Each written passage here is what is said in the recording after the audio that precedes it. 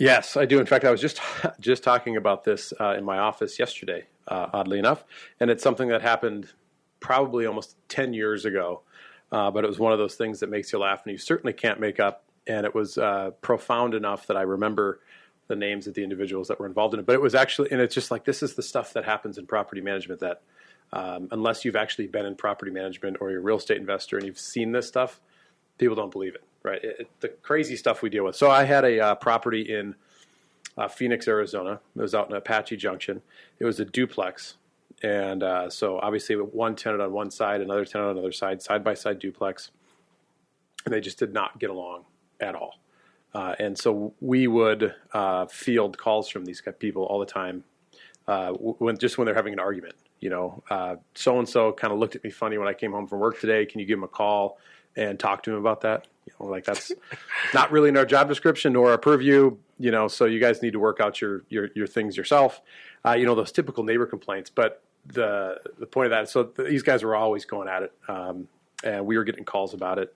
And this is when we were much smaller. I probably managed 20, 30 homes in Phoenix at the time. And so I was, on the ground doing everything. And so I was taking those calls from on my cell phone all the time. And the story that's just unbelievable is I got a call from tenant A one night that said his neighbor, tenant B, broke into his house and stole his hair clippers.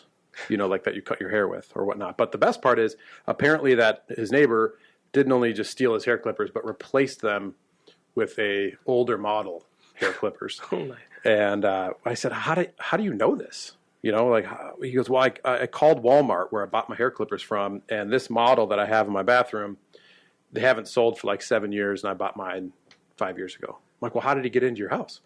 Well, I don't know. Because the doors are fine. The windows are fine. Everything was locked. And well, how the heck did you get in your house? And he goes, well, he climbed through the vents, which I think we all know. A vent in a duplex, really, one, they're really generally not connected, and two, I don't think a human can get through them.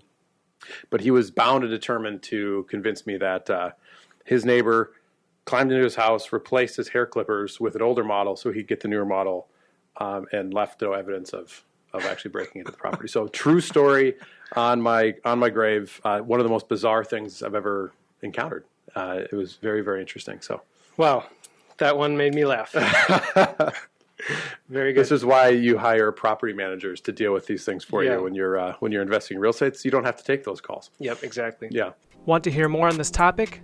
Click the link below for the full episode of Maximizing Your Property Value.